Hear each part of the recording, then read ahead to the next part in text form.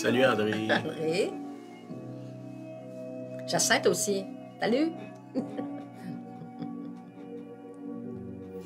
Cécilia, bonsoir. Bonsoir.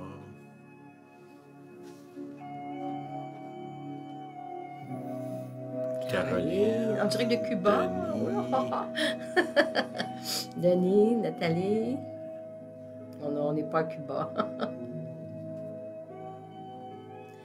Lison, Eliane, bonsoir. Lison, allô.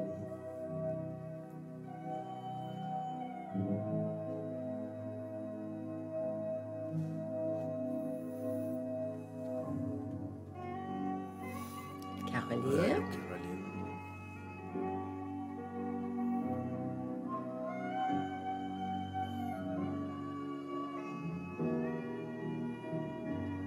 Cathy, Allô, Mich. Cathy, la famille. La famille Étienne, Cathy. Allô.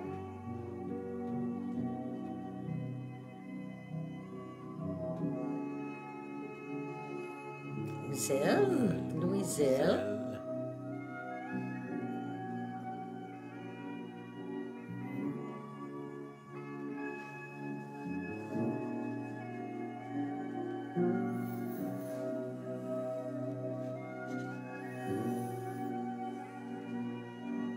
Christian. Allô, Christian. Allô, Christian.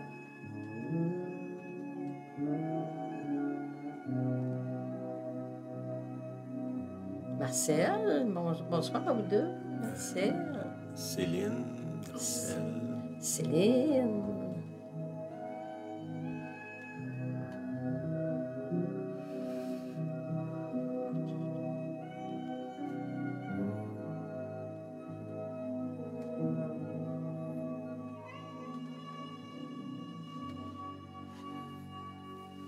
Je vais éteindre tout ça. Oui. Allô, Sandy. Sandy. Dans le sud. On n'est pas habillés pour le sud, hein? Ouais. T'avais quelque chose? Moi, j'ai une annonce à vous faire. La semaine passée, j'annonçais que je me préparais à donner des enseignements systématiques. Alors, oui, on est prêt. Je suis prête pour mercredi. L'horaire exact, ce serait les mercredis aux 2 semaines, de 7 à 8, commençant mercredi, là, dans 2 jours, qui sera le 19 de janvier. Alors, bienvenue à tous. Une première rencontre sera un préliminaire pour expliquer dans combien on va programmer tout l'enseignement. Alors, je vous invite dès mercredi à 7 h le soir. Merci. OK. T'avais-tu d'autres choses? Non. OK. Je veux... bonsoir. Bonsoir tout le monde. Ouais. Soir de tempête, mais nous autres, on est dans l'atmosphère du Sud. Cette semaine, j'ai été invité à aller justement en Floride. Là. Pas cette semaine, j'ai eu l'invitation cette semaine. Oui, ça va être sur Najo, la même place, puis aussi sur YouTube, là, ça va être le même, la même chaîne, là, on va l'annoncer aussi. Oui. Ça va être enregistré d'avance, par exemple. Ça ne sera pas en direct. Ça ne sera pas en direct. Je parle de ce que Julienne veut faire. C'est ça, j'ai été invité pour, dans quelques semaines, en Floride, là, finalement, dans le fond, on ira pas. Puis j'ai envie d'être un peu cynique, là, d'aller d'une place où est-ce qu'il n'y a pas de passeport vaccinal, où est-ce que tu peux aller n'importe où est-ce que tu peux te promener le soir sans avoir de chien, où est-ce que tu peux inviter des amis, où est-ce que tu peux socialiser, où est-ce que les églises sont ouvertes. Je trouve ça trop dangereux, là. Ça fait que j'aime mieux rester ici, enfermé dans ma maison, à avoir le droit de faire à peu près rien. Aïe, aïe, aïe, mon mari. Ça, c'est ma petite... Côté cynique. Mon petit début cynique. Ça fait que... ouais, c'est ça. J'ai des amis là-bas qui, finalement, ils jouissent de la vie. Puis, c'est ça. Je vais arrêter là. Je veux continuer à parler de ce que j'ai commencé la semaine passée. Là, on disait Dieu parle par sa parole. Puis, si vous vous écoutez. Si vous ne l'avez pas écouté, celui de la semaine passée, ce serait peut-être bon de le faire. Puis, dans le fond, on a parlé, une des choses qu'on a parlé, c'était que le Nouveau Testament, c'est une alliance. Une alliance, c'est un contrat. Puis, je vais aller dedans encore là-dessus parce que je pense que c'est important. Là. Pourquoi c'est important? Quand tu te lis avec quelqu'un par contrat, ben il faut lire le contrat, il faut l'étudier, il faut savoir c'est quoi mes avantages dans ça. La semaine passée, j'ai parlé beaucoup de ce que Dieu nous demandait. Là. On pourrait dire, oui, c'est ça, Cécilia, oui, à la maison. Ah oui. T'as Oui. pas le droit de sortir. Surtout ce soir, là, il y a une tempête. On va plus rêver qu'on est dans le sud. Là. C'est ça. La semaine passée, j'ai parlé beaucoup des obligations que nous, on avait. Là. Cette semaine, je veux parler, dans le fond, des bénéfices, parce que quand on rentre dans une alliance, normalement, il faut avoir des bénéfices aussi. Il y a des responsabilités, puis on ne peut pas comme trier, là, prendre juste ce qu'on veut. Là. Des fois, moi, je compare ça à un buffet chinois. Là. Puis étrangement, ça c'est une autre chose qui est probablement disparu de notre vie, les buffets chinois. Là. C'est triste. Bon, mais c'est pas grave, on peut aller dans le sud d'un buffet à volonté. OK. On peut pas juste prendre ce qu'on veut. Il y a dans toutes les alliances qu'on fait, il y a que ce soit une compagnie, un mariage, si on s'associe dans une église, il y a des responsabilités, il y a des bénéfices. Puis des fois, c'est un bout de temps, ça va être le bénéfice. Mettons, si je parle avec Julienne, mettons, il y a des saisons où est-ce que moi, je vais bénéficier beaucoup plus qu'elle de la relation, puis il y a d'autres saisons, ça va être l'inverse. Je vous ai parlé l'autre jour de mon ami Hoover. Je voyais sa femme s'occuper de lui comme on s'occupe d'un bébé, là, finalement. Dans les derniers jours, les quelques jours qu'on était avec eux, elle pourrait dire que dans ces moments-là, elle n'a pas grand-chose à tirer de ça. Était dans l'étape de donner là, dans ces derniers jours. Ça fait partie de l'alliance. Hein? C'est des promesses qu'on fait quand on rentre dans cette alliance-là. Là, avec Dieu, ben, c'est un peu la même chose. Là. Je vais lire encore des versets parce que il y a des gens là, on dirait qu'il y a une espèce de mouvement actuellement une pensée que, dans le fond, Dieu me doit tout, puis il n'y a pas de questions à me poser, puis il n'y a pas d'exigence à avoir. Là. Tu sais, dire je suis sauvé, quoi que je fasse, Dieu va sauver tout le monde. En anglais, ils disent hyper grace, l'hyper grâce, que Jésus est mort, puis tout le monde va être sauvé, quoi qu'il fasse, comme si ça enlève tout le sens du salut, finalement. Là. C'est qu'on va voir qu'est-ce que la Bible nous dit. Je ne peux pas aller dans tous les détails du Nouveau Testament parce que vous ne lirez pas le Nouveau Testament. Vous pouvez le lire. Là. Si vous n'avez pas de Nouveau Testament, allez sur Amazon ou une librairie pas loin de chez vous. Il y en a. Même si vous allez au comptoir familial, souvent, il y en a du monde ils ont emmené là, soit pour qui se fassent donner. Prenez le temps de le lire. C'est important. C'est quelque chose qui est éternel. C'est quelque chose qui est éternel. C'est une alliance qui va m'amener dans l'éternité. Là. C'est pas... c'est la plus grande décision que je vais prendre de ma vie, c'est celle-là. Là. C'est que, tu sais, je peux pas prendre ça à la légère comme je prends une sorte de beigne ou un autre beigne au Tim Hortons ou au Dunkin' Donuts. Là. C'est pas comme ça. C'est quelque chose d'hyper important. Ça va transformer ma vie ici, ça va diriger ma vie ici, ça va diriger mes relations ici, puis ça va se continuer éternellement après. Là. Fait que prenez pas ça à la légère, c'est la plus grande décision, comme je viens de dire. Là. OK. Dans Ézéchiel 20, au verset 37, c'est Dieu qui passe. On sait que le Seigneur, c'est notre berger, l'Éternel est mon berger. Là. Ça dit, je vous ferai passer sous la verge. OK? Ça, c'est le bâton du berger. Puis ça, j'ai un groupe de prophètes que je connais aux États-Unis qui disent qu'à chaque année, le Seigneur il fait passer son troupeau sous le bâton. On appelle ça the shepherd's rod, le bâton du berger. Puis il inspecte son troupeau pour voir s'il y a des maladies, s'il y a des parasites, s'il y a des brebis stériles, s'il y en a, bon, quoi que ce soit, il fait l'inspection de ça. OK? Il dit, je vous ferai passer sous la verge, le bâton du berger, et je vous mettrai dans les liens de l'alliance. OK?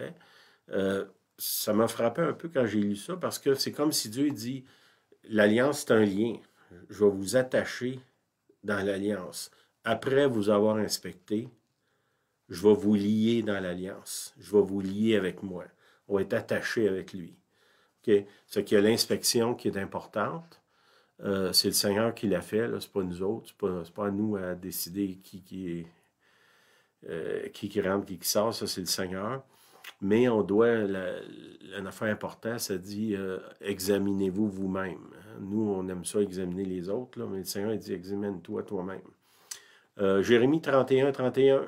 Voici les jours viennent, dit l'Éternel, où je traiterai une alliance nouvelle, encore là, il y a le mot alliance, avec la maison d'Israël, avec la maison de Juda. Là, vous pouvez dire, ouais, mais ça, c'est avec Israël. Quand Israël a rejeté le Messie, la place s'est ouverte pour le monde entier. Là. Puis ça, c'est dans Romains, Paul, il parle de ça dans Romains. Si le rejet, ça a été le salut du monde, combien grande sera leur acceptation de nouveau. Okay? C'est pas Dieu qui a rejeté Israël, c'est Israël qui l'a rejeté. Ils ont rejeté Jésus. Là. Ils ont dit on veut Barabbas au lieu de Jésus. Ben ça, c'est une erreur magistrale. Là. Mais on ne peut pas trop leur pointer le doigt parce qu'on est entouré de gens qui font la même déclaration. Il y a mieux Barabbas que Jésus. Hein? Barabbas, il représente toutes sortes de choses. On parlera de ça une autre fois. OK. Jérémie 31, 33, tout de suite après, il dit « Je mettrai ma loi au-dedans d'eux et je l'écrirai dans leur cœur. Je serai leur Dieu, il sera mon peuple. » Okay? Pour moi, c'est la plus grande promesse de l'Ancien Testament. Le Seigneur dit « Je vais venir vivre dans toi. Je vais mettre ma loi à l'intérieur de toi. » Puis, je vais l'écrire sur ton cœur moi-même. Ça ne sera pas sur des tablettes, pas dans un livre, mais ça va être écrit dans ton cœur. OK? Puis, qu'est-ce que ça amène, cette alliance-là? Ça amène des bénéfices pour nous autres. Bon, pendant qu'on est sur la terre, le plus grand bénéfice qu'on a, c'est qu'on reçoit le Saint-Esprit. OK? Jésus, il dit dans Acte 1, 8, « Vous recevrez une puissance, le Saint-Esprit survenant sur vous. » Ça, c'est un des bénéfices de l'Alliance. Le Saint-Esprit vient vivre dans moi, c'est l'accomplissement de la promesse de Jérémie. Il ne vient pas juste l'écrire, il vient lui-même. Hein? On disait ça, j'ai entendu ça déjà, ça disait Dieu n'envoie pas un réveil, il vient lui-même. Quand Dieu il est là, il y a un réveil. Okay? Ce qu'un réveil, ce n'est pas une entité à part de lui, c'est lui, quand sa présence, quand lui est là, il y a nécessairement un réveil. OK? Jean 16, 13, il parle du Saint-Esprit encore, il dit « Quand le Consolateur sera venu, l'Esprit de vérité, il vous conduira dans toute la vérité, car il ne parlera pas de lui-même, mais il dira tout ce qu'il aura entendu. Il vous annoncera les choses à venir. » Okay, ici, plusieurs descriptions de l'Alliance Consolateur. Si tu as le cœur brisé, si tu es découragé, si tu ne sais pas où aller, tu ne sais pas quoi faire, tu te sens seul, le Consolateur est là. Après ça, il dit, il vous conduira. Si on est perdu, si on se demande pourquoi on est sur la terre, on a des questions, ça dit, le Saint-Esprit va te conduire, il va t'amener dans la vérité. La vérité, c'est qui? C'est Jésus. Il nous amène à Jésus, car il ne parlera pas de lui-même. Okay? Le Saint-Esprit n'est pas centré sur lui-même. Il nous amène vers le Père, vers le Fils. C'est comme une roue, finalement. Le Fils nous amène vers le Saint-Esprit. Le Saint-Esprit nous amène le Père nous amène à Jésus. Puis c'est comme ça. Il n'y a pas de dualité, il n'y a pas de jalousie, il n'y a pas de compétition dans la Trinité. Il y a des gens qui disent « Ouais, mais c'est qui je dois prier, le Saint-Esprit le Père, le Fils, les trois, c'est la même personne. C'est que vous priez un ou l'autre, les trois vont répondre finalement. Là. Ils attendent les trois. Là. Okay? Ça dit, mais il ne parlera pas lui-même, mais il dira ce qu'il aura entendu. Encore là, ça dit, le Seigneur, il parle, il veut dire ce qu'il a entendu. Qu'est-ce qu'il a entendu? Les choses qu'il a entendues dans le ciel. Le Seigneur, il y a des plans, il y a des projets, il y a des désirs, des ambitions pour chacun de nous personnellement. Puis le Saint-Esprit va venir, puis il va nous dire ces choses-là. Si vous êtes dans une étape de votre vie, vous dites, ben, je ne sais pas quoi faire de ma vie, je ne sais pas où Dieu m'appelle, je ne sais pas c'est quoi mon ministère. Beaucoup de gens là, sont là-dessus. Là. Ben, demandez au Seigneur, il va vous le dire. Ça dit qu'il va vous conduire, puis il va vous dire. Après ça, il vous annoncera les choses à venir. Le Saint-Esprit nous prépare, puis il nous annonce les choses. Est-ce qu'il va nous dire tout ce qui va arriver à chaque instant? La réponse est non. On a, au travers des années, eu des révélations pour nous-mêmes, des révélations pour les autres, qui les a conduits, qui les a amenés à prendre des décisions, à faire des choix, puis à se préparer pour l'avenir, finalement. Là. Si, je ne sais pas, mettons, si je dis par le Saint-Esprit, je dis à quelqu'un, je vois que Dieu t'appelle en Amérique du Sud, ben si la personne a croit la parole, normalement, il devrait soit aller s'acheter un passeport ou chercher un passeport, puis moi, peut-être, il serait sage d'apprendre soit l'espagnol ou le portugais, là, parce qu'au Brésil, les gens ils parlent portugais, pour pouvoir être efficace là-bas. Là. C'est que ça, c'est des choses qu'on fait. Si, moi, je me souviens, mes enfants avaient eu des prophéties qui feraient de la musique, qui étaient très jeunes. Ben, c'est moi puis Julienne qui a payé les cours de musique. C'est nous autres qui a acheté le piano. Puis c'est nous autres qui les a forcés à pratiquer, là, si on peut dire. Bon, on ne peut pas dire ça, c'était la vérité, là. Pour qu'ils puissent rentrer dans cet appel-là. Ça veut dire que si vous avez des enfants qui reçoivent des prophéties, ben vous êtes gardien de la prophétie, puis c'est peut-être à vous d'agir. Un enfant de 6 ans, il ne peut pas aller acheter un piano. Puis probablement qu'il n'ira pas non plus faire des cours de piano par lui-même. Il a besoin d'un parent qui est là, qui croit dans la parole, puis qui investit dedans. Des fois, c'est... on entend quelqu'un recevoir une parole. Je ne sais pas, moi, si j'entends quelqu'un qui a une parole pour aller dans un lieu, mettons, je ne sais pas, moi, un frère, une sœur qui reçoit une prophétie qui doit aller en missionnaire en Europe, ben peut-être que moi, Dieu va me parler pour dire, ben paye-y son billet d'avion. Ça nous est arrivé à maintes reprises que des gens, le Seigneur nous a parlé de payer nos frais de déplacement. Puis ça, ben, c'est des choses qui fait que on entend, le Saint-Esprit annonce, quand je suis témoin d'une annonce du Saint-Esprit, même si c'est pas pour moi-même, là, ça c'est difficile parce que nous autres, dans notre société, tout est axé sur nous-mêmes. Ça fait que tout ce qui me rapporte pas directement, c'est pas important, puis j'investirai pas dans ça. Puis le royaume de Dieu, c'est l'inverse. C'est... Tu t'engages d'une alliance où tu t'engages à faire ce que Dieu te demande, même si ça ne te rapporte pas à toi. Là. Comme là, on donne de l'argent au Mexique pour nourrir du monde. Ben, c'est pas nous autres qui nourrit, là, c'est les autres. Est-ce qu'on a un bénéfice de ça? Ben, on a le bénéfice de la joie de donner, mais ça ne nous rapporte pas à nous personnellement. Là. Puis ça, c'est vrai pour plein de choses. Fait que si vous voulez marcher entendre Dieu, bien, des fois, Dieu va vous parler pour donner pour les autres, pour une cause qui ne vous rapporte pas directement. Ça fait partie de l'alliance. L'alliance avec les autres, l'alliance avec l'Église. Je peux donner dans une Église, peut-être que je ne vais même pas dans cette Église-là.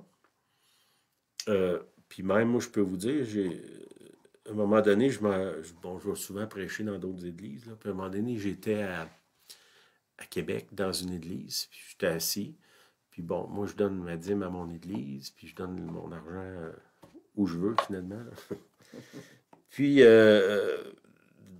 Normalement, quand je vais prêcher quelque part, eux autres, ils me payent. C'est pas tout le temps le cas, là, puis c'est correct. Il y en a qui n'ont pas les moyens, puis il y en a d'autres que, bon.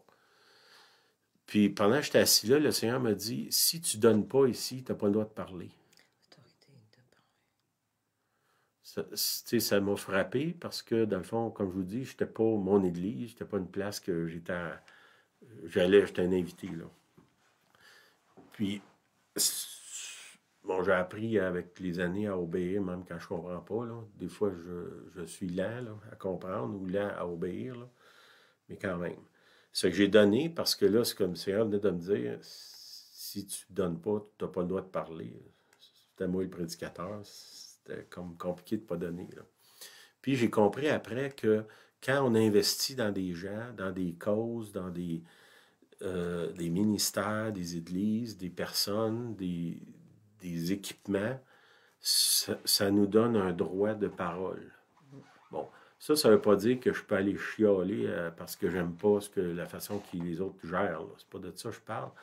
Le droit de parole, c'est mon droit de prier pour les gens. Ça me donne une autorité dans leur vie. Un exemple de ça, à un moment donné, je suis allé aux États-Unis chez un de mes amis, Fred Hoover, que je vous ai parlé de lui. Puis, sa fille, il agrandissait leur maison, puis il avait besoin de construire une fondation, un solage. Puis c'est quelque chose que moi, je peux faire, là. Puis, eux autres n'avaient pas les moyens de le faire. C'est que moi, je suis allé là gratuitement, puis ça me faisait plaisir, là. Dans le fond, j'ai investi dans cette famille-là. Ben, ça me donne un droit de parole dans la famille. Comme, pas pour gérer leur vie, là, mais pour prier pour eux. Puis quand je vous dis ça, c'est pas une idée de je vais donner pour pouvoir contrôler la vie de l'autre, là. C'est pas de ça qu'on parle. Mais c'est important qu'on comprenne ça. Puis quand on donne, surtout à des gens qui n'ont pas les moyens de nous le rendre, le Seigneur, notre autorité a grandi.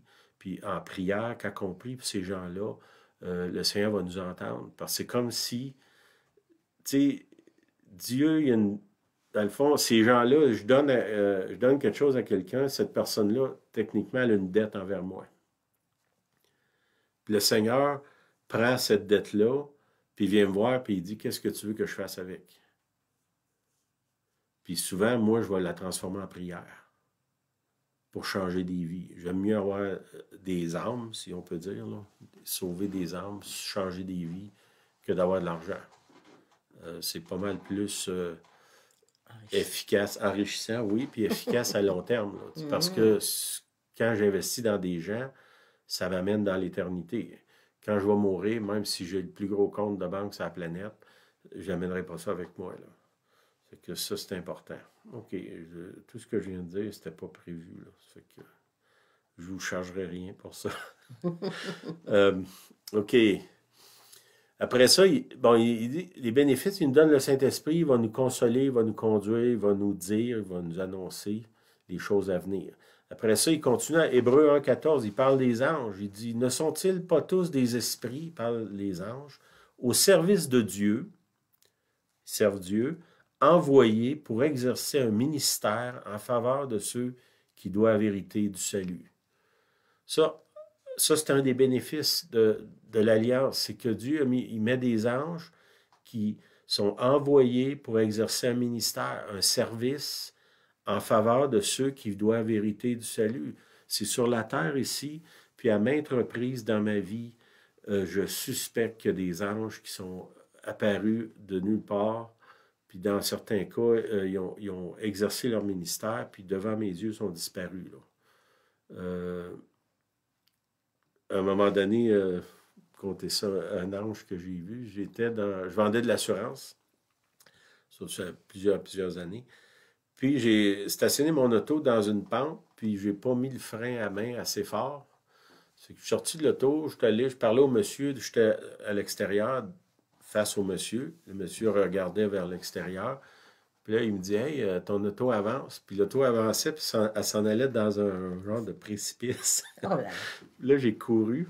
Quand je suis arrivé dans l'auto, il y avait une jeune fille dans l'auto qui était assise côté passager. Puis c'était un auto, les anciennes autos qui avaient une grosse bosse entre les deux sièges, là. Puis elle avait le pied par-dessus, puis elle avait le pied sur la pédale de frein. Puis quand j'ai rentré dans l'auto, elle était là, puis soudainement, elle a disparu. Puis là, ben, j'étais perplexe un peu, parce que c'était dans un rang de campagne où est-ce qu'il y a une maison à tous les demi-kilomètres, là. Puis quand je suis revenu, ben, j'ai dit au monsieur, ben là, il y avait une jeune fille, là. Puis le monsieur, il dit, non, c'est toutes des personnes âgées qu'il y a ici, voisins. Il n'y a pas d'enfants dans le coin. Bon, ça m'a pris, comme je vous dis tantôt, là, des fois, je suis pas mal lent, là. Ça m'a pris quand même peut-être 1 heure avant de saisir que je venais de voir un ange, là. Amen. Rien n'est content, ça n'a pas coûté un auto. Une auto. Ouf. Mais, puis à d'autres reprises, la même chose, que c'était des fois, c'est pas clair, ça dit, dans la Bible, il dit exercer l'hospitalité parce qu'il y en a qui ont reçu des anges sans le savoir. Mhm. Puis ça, si on est hospitalier, on va probablement avoir le ministère des anges ou le service des gens anges à notre égard. Ça, c'est un des bénéfices de l'alliance avec le Seigneur. Le Seigneur, il dit dans Jean 14, 27, il dit je vous laisse la paix, je vous donne ma paix. Je ne vous donne pas comme le monde donne. Okay? Quand Jésus donne, il ne donne pas parce que tu le mérites, là. Il te le donne parce qu'il t'aime. Puis ça, je vais vous montrer comment prier. Si vous êtes facilement, vous perdez facilement la paix. La paix est ici normalement, là. C'est là que le Saint-Esprit est là. Puis pourquoi je vous dis ça, c'est que quand on se met à s'angoisser, c'est ici que ça sert, là. Okay? Quand je m'angoisse, ou je m'inquiète, ou je perds ma paix, c'est parce que j'enlève mes yeux sur le Saint-Esprit, puis je le déloge, puis il est remplacé par l'angoisse, la paix, la panique, la peur, tout ce qui a rapport à la peur, finalement. Puis, attendez pas d'être angoissé, puis ces médicaments, là, pour arrêter ça. Mettez votre main ici. Puis simplement dire, Seigneur, je reçois ta paix maintenant. Je reçois ta paix maintenant. Puis, vous allez le sentir venir. Des fois, ça vient, c'est comme on dirait une douche de chaleur qui nous entoure. D'autres fois, c'est un vent qui vient. Puis, comme je vous dis, attendez pas d'avoir passé 2 heures exténué à force de vous inquiéter. Jésus, il dit, je vous donne ma paix. Puis comme je vous dis, ça n'a rien à voir avec le fait que vous le méritez ou non, là. Puis souvent, c'est quand on le mérite le moins qu'on en a le plus besoin, là. Le Seigneur, il dit, moi, je ne donne pas comme le monde. Je ne donne pas avec un élastique, je ne donne pas avec des attentes, je donne parce que je vous aime. Cette prière-là que je viens de faire, là, vous pouvez faire ça n'importe où, n'importe quand. Puis je sais que ça fonctionne. Puis il continue en disant que votre cœur ne se trouble point et ne s'alarme point. Quand je vous dis que c'est ici, c'est là qu'il y a notre cœur, que votre cœur ne se trouble point, ne s'alarme point. Ça, c'est des bénéfices de l'alliance. Le Seigneur dit, je ne veux pas que ton cœur soit troublé ou alarmé. Avec tout ce qu'on vit là, depuis quelque temps, là, on a envie d'être troublé. OK, dans Marc 10, 27, il dit, c'est les disciples qui disent ça à Jésus parce que Jésus arrive avec quelque chose, puis là, il dit, ben c'est qui peut être sauvé? Les disciples demandent ça à Jésus, ça c'est Marc 10, 27. Jésus les regarda et dit, cela est impossible aux hommes. Essayez pas. C'est décourageant d'entendre ça. Mais non à Dieu. Car tout est possible à Dieu. OK? Un des bénéfices de l'alliance, c'est que je n'ai pas besoin de me sauver moi-même. C'est Dieu qui me sauve. C'est pas merveilleux, ça? Amen. OK? Puis lui, c'est Jésus qui dit c'est impossible aux hommes. Fait qu'il faut ça rentre dans notre cœur. Ça, c'est écrit dans l'Alliance. Tu ne peux pas te sauver toi-même. Ça ne vient pas de moi, là, c'est Jésus, Dieu qui dit ça. Il dit, à Dieu, tout est possible. Pierre se mit à lui dire, voici, nous avons tout quitté et nous t'avons suivi. Okay, il y a deux choses ici. On t'a quitté et on t'a suivi. C'est important que les deux soient là, là. Je n'ai pas quitté parce que je suis découragé, je n'ai pas quitté parce que je suis enragé, ou je n'ai pas quitté parce que je suis impatient, je suis désappointé. J'ai quitté pour te suivre. Puis là, c'est l'importance d'avoir le Saint-Esprit. Tantôt, je vous disais, le Saint-Esprit, il nous conduit. Pour suivre, il faut que tu sois conduit. Pour entrer, il faut que tu quittes. Pour entrer dans le royaume de Dieu, il faut que je quitte ce monde. Le monde, pas le monde dans le sens de mourir, mais dans les façons du monde. Je n'ai pas le choix, là. Je ne peux pas être dans les deux. Nous avons tout quitté et t'avons suivi. Deux choses. Quitter, suivre. Quand on quitte quelque chose, ça doit venir d'une direction, puis ça doit nous amener dans un autre lieu, conduit par le Saint-Esprit. Jésus était conduit dans le désert par le Saint-Esprit. Même si tu es conduit au désert, il faut que tu y ailles si tu es conduit. C'est pas juste j'ai quitté, je suis tanné, je m'en vais. Ça n'a pas rapport. C'est quand on quitte qu'on peut entrer. Pour entrer dans le royaume de Dieu, il faut que je quitte le royaume de ce monde. Okay? Voici, là, il continue en disant, voici, nous avons tout quitté et nous t'avons suivi. Jésus répondit, je vous le dis en vérité, il n'est personne qui, ayant quitté à cause de moi et à cause de la bonne nouvelle, sa maison, ses frères, ses sœurs, sa mère, son père, ses enfants ou ses terres, ne reçoivent au centuple présentement dans ce siècle-ci des maisons, des frères, des sœurs, des mères, des enfants, des terres, avec des persécutions. Tu as même un bonus quand tu suis Seigneur. Tu as des persécutions en plus. OK. Il dit, si je laisse ma maison dans ce siècle-ci, pour le suivre lui, puis la bonne nouvelle, il va m'en donner durant ma vie, là. Puis après ça, il continue en disant avec des persécutions et dans le siècle à venir, la vie éternelle. Okay? Il dit, si tu quittes quelque chose sur la terre pour me suivre, je vais te redonner cette chose-là. Okay? Les gens qui ont quitté, mettons, leur famille, faut que ça soit conduit par le Seigneur, comme je vous ai dit tantôt, c'est pas juste parce que je les aime pas, là. OK? Quitter les maisons. On va vous conter un témoignage.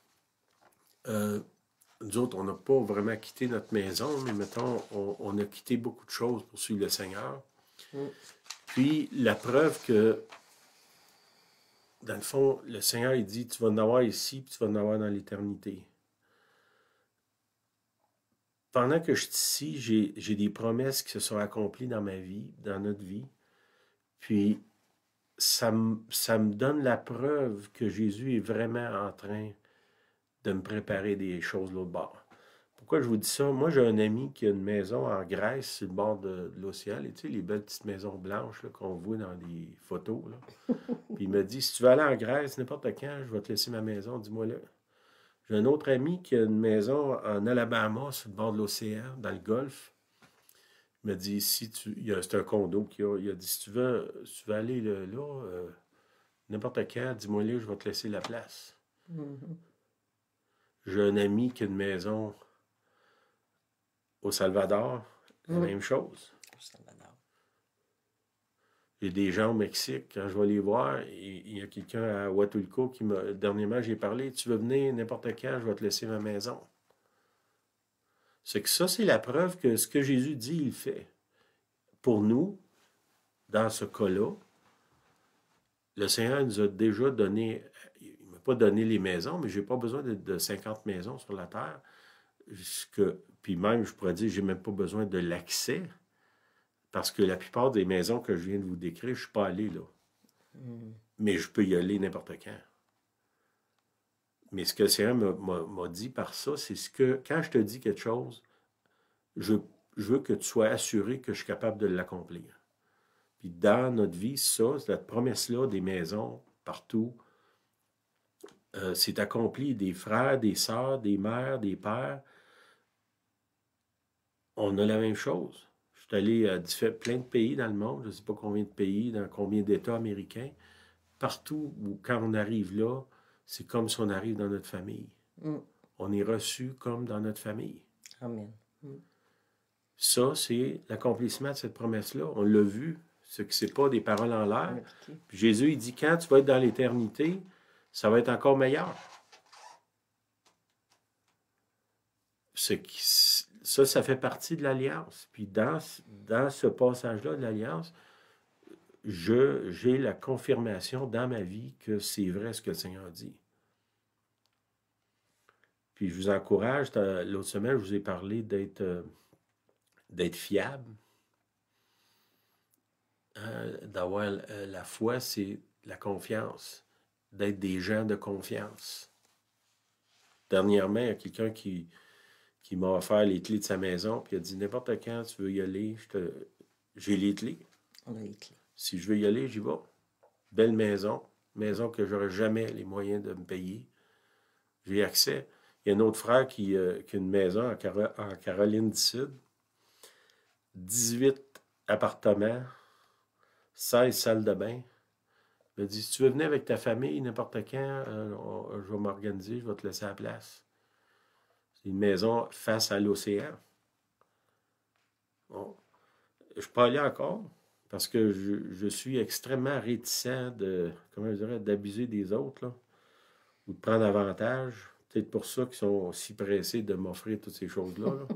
Je ne sais pas, mais ça, on a accès à ces choses-là. C'est les promesses de Jésus. Quand Jésus vous promet quelque chose, cette promesse-là, c'est oui et amen.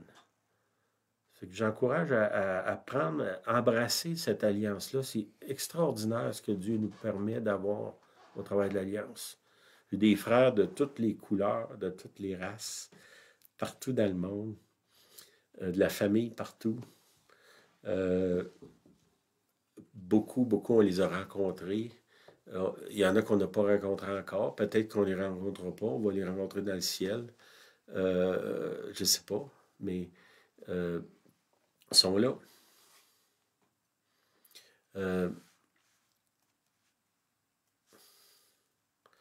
Dans Luc 19, 17, il parle des gens qui sont fidèles. C'est bon, c'est bien, bon serviteur, parce que tu as été fidèle en peu de choses, reçois le gouvernement de 10 villes. Ça, c'est Luc 19, 17. Bon, Jésus, c'est une parabole qu'il donne. Il dit les gens qui sont des intendants fidèles, quand ils vont arriver dans le ciel, ils vont être gouvernement de 10 villes. Bon, le ciel existe, ça a l'air à ça. Puis il y a un gouvernement, il y a des villes, il y a des structures, il y a une vie organisée dans le ciel. Puis Dieu veut qu'on fasse partie de ça. On a un regard un peu là-dessus, on lève un peu la couverture, puis on voit un peu ici sur la terre. L'exemple que je viens de vous donner, pour nous, l'accès à plein de maisons un peu partout. Mais dans le ciel, ça va être encore bien plus grand que ça. Ça n'a rien à voir. Mais on a quand même un aperçu ici sur la terre de ces choses-là. Jésus, il dit en Jean 14, 2, « Il y a plusieurs demeures dans la maison de mon Père. Si cela n'était pas, je vous l'aurais dit. Je vais vous préparer une place. » Jésus dit, « Je vais vous préparer une place dans le ciel.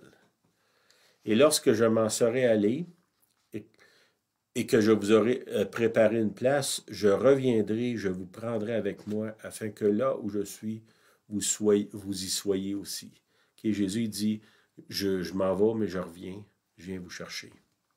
Puis je vais vous amener dans la maison de mon Père, dans le ciel. Puis, dépendamment de votre obéissance, le Seigneur va vous donner accès soit des villes, des maisons, une famille. Le lion va être couché avec l'agneau. C'est ça le ciel, là. Puis, pourquoi ici sur la terre, on voit de certaines de ces choses-là, c'est pour nous donner le goût, finalement, du ciel, OK? On y a goûté, on pourrait dire.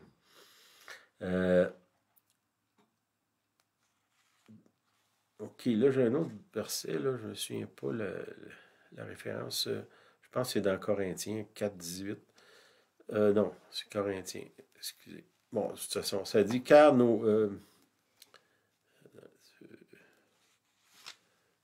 j'ai fait sauter.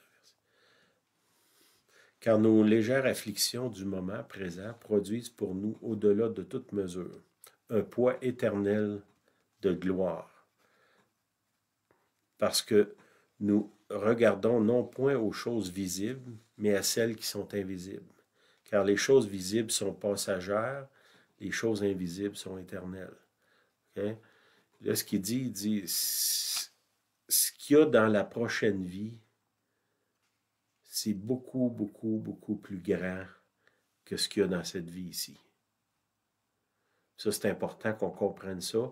Oui, sur la terre, j'ai des bénéfices énormes de servir le Seigneur, de participer à l'Alliance, mais les plus grands bénéfices vont être quand je vais mourir. C'est pour ça que si vous êtes chrétien et vous n'avez peur de mourir, là, il y a sûrement quelque chose que vous n'avez pas compris. Parce que quand on meurt, on rentre dans le royaume des cieux. On s'en va, Jésus, il nous a préparé une place. Puis là, il va nous recevoir. Fait que, il y a quelque chose, là, depuis 2 ans, là, on se fait marteler avec la peur de la mort. Ben, comme chrétien, tu sais, Paul, il dit, Christ est ma vie et la mort m'est un gain. Ça, c'est l'apôtre Paul qui dit ça. Puis les chrétiens devraient tous être capables de dire ça. Bon, on n'a pas un esprit suicidaire, là. Ce que je veux dire, c'est que face à la mort, on ne devrait absolument pas avoir peur. Parce que Jésus est là, il est parti nous préparer une place. Tu sais, ça dit que le monde qu'on voit, la terre, ça a été créé en 7 jours. Puis là, ça fait 2000 ans qu'il est parti pour préparer quelque chose. Imaginez-vous ce que ça a l'air. Si la beauté, je regarde en arrière de moi, là, les palmiers, l'océan, la plage, je sors dehors ici, la neige, la forêt, les animaux, tout ça, ça a été fait en 7 jours. Puis là, ça fait 2000 ans qu'ils travaillent. On ne peut même pas imaginer complètement dans quoi on s'en va, là. Ça va être extraordinaire. Amen. Amen. Puis là, il dit, les légères afflictions du moment présent produisent pour nous, au-delà de toute mesure, un poids éternel de gloire. Ça veut dire, ta persévérance sur la terre, c'est ça qui t'amène dans le ciel. Le ciel, c'est notre vraie destination, là. Tu sais, on est ici, je ne sais pas si vous êtes comme moi, là, on vieillit, là. Cette année, j'ai 60 ans. Il me semble que ma vie, ça a passé comme un souffle. Puis le reste, la grande partie de ma vie est passée, là. Le reste, ça va passer aussi vite. C'est pas ça, là. Après ça, c'est l'éternité. Hein? Dans le fond, quand on est ici sur la Terre, c'est comme un camp d'entraînement. Je ne sais pas si vous suivez les sports un peu. Mettons, les Canadiens de Montréal. Il y a un camp d'entraînement. Ils invitent plein de monde. Puis ils en ont besoin, je ne sais pas, eux autres, mettons, 20 joueurs. Je ne sais pas exactement leur chiffre, là. Puis il y a peut-être 100 joueurs dans le camp d'entraînement. Puis là, qu'est-ce qu'ils font? Ces gens-là, ils sont triés, éliminés, triés. Puis il y en a qui héritent du poste. Hein? Puis on pourrait dire que si tu veux être élu dans ce genre d'affaires-là, ben, il faut que tu donnes ton 100%. Là. Les gens qui se traînent les pieds, ils font pas, ils restent pas là. Ils sont pas retenus. Non. Fait que, tu sais, si on parle ici, c'est même pas jouer pour les Canadiens, là. C'est d'hériter de la vie éternelle avec Jésus-Christ. Est-ce que ça vaut la peine que je donne mon 100%? Ben, je pense que oui, là. C'est que soyons vraiment vigilants, soyons zélés pour obéir au Seigneur, faire ce qu'il demande. OK? Les bénédictions qu'on soit sur la terre ici, pour moi, c'est juste comme des repères. C'est comme des appetizers, des hors-d'œuvre. Des petits hors-d'œuvre, des petites bouchées d'entrée. Qui nous amènent au repas principal qui va être la vie éternelle, là. Oui, sur la terre, on est béni. Oui, le Seigneur se révèle. Oui, j'ai vu des guérisons devant mes yeux. J'ai vu la main de Dieu. J'ai vu sa provision. Dieu m'a permis de rencontrer sa famille, des gens extraordinaires, un peu partout dans le monde. Le Seigneur m'a déjà donné le goût du ciel. Puis j'ai hâte d'être là. Je ne veux pas partir avant mon temps.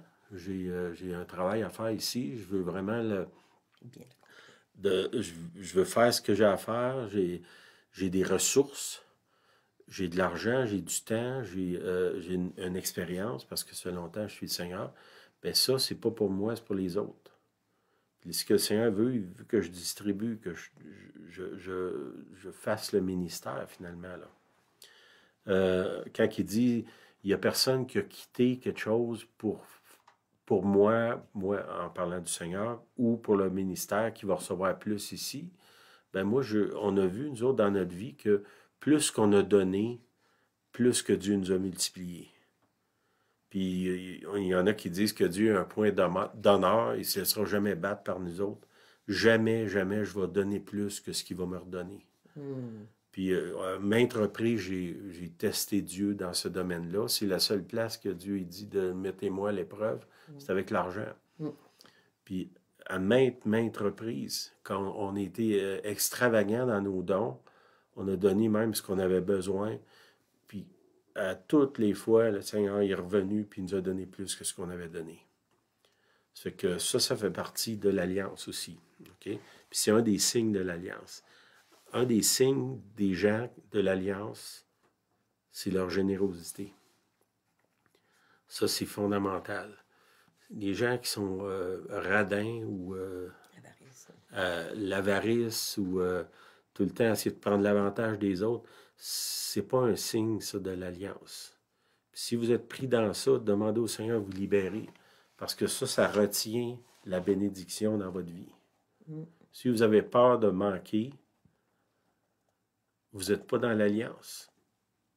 Hein, un frère qui disait, il dit, si il prendrait les ressources du ciel puis il payerait les dettes de tout le monde sur la planète, tous les gouvernements, dans le ciel, personne ne se rendrait compte qu'il manque quelque chose.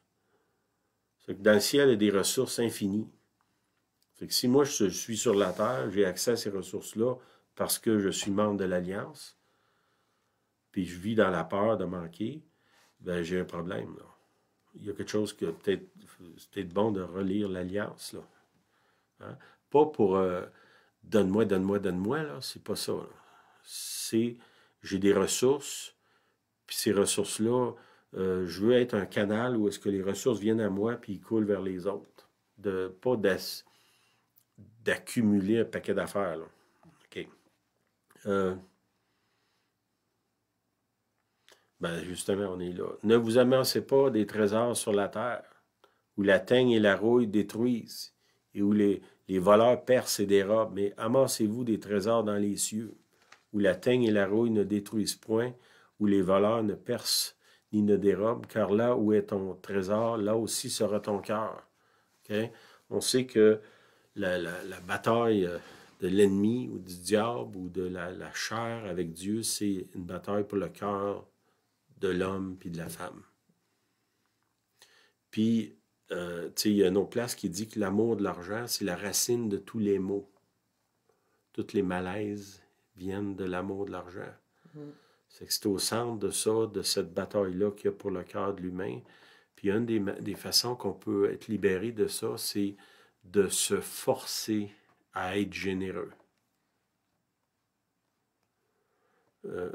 Parce que, je dirais, la générosité, il y a des gens qui l'ont peut-être naturelle, mais la plupart des gens... Il faut la travailler, il faut que ça s'exerce. Hein? Oui, oui. Puis des fois, il faut se forcer. Il faut exercer la générosité. Se forcer, puis à un moment donné, quand on voit les bénéfices de la générosité, ben là, on se dit, pourquoi je n'ai pas commencé ça avant? Mais il faut au départ, probablement, se forcer, là, parce que c'est pas naturel, en tout cas pour la majorité du monde. OK, 1 Corinthiens 15, 19. Si c'est dans cette vie seulement que nous espérons en Christ, nous sommes le plus malheureux de tous les hommes. Wow! Ça, c'est, je pense que c'est Paul qui dit ça. Qu'est-ce qu'il veut dire finalement? C'est, il dit, tu sais, oui, j'ai des bénéfices sur la terre, mais ça ne peut pas être suffisant pour me rendre jusqu'au bout de l'alliance. Il faut qu'à un moment donné, j'aie les yeux sur la récompense qui arrive après, là. La vie éternelle, le ciel, les 10 villes, si c'est mon cas, la maison du Père, je m'en vais vous préparer une place dans la maison de mon Père. C'est toutes ces choses-là, OK? Je vais venir vous chercher. Ça doit l'être au centre. OK. Je vais finir avec ça. Tiens. OK. C'est intéressant, cette alliance-là. T'entends-tu? J'aime bien les bénéfices. J'avoue que c'est très intéressant. OK. Ici et dans le ciel. Okay. Seigneur, donne-nous, Seigneur, d'être des gens de l'alliance, des gens qui marchent avec toi, des gens qui embrassent ce que tu demandes, parce qu'il y a des demandes, qui sont généreux, qui sont accueillants, qui reçoivent les autres, qui reçoivent même les anges.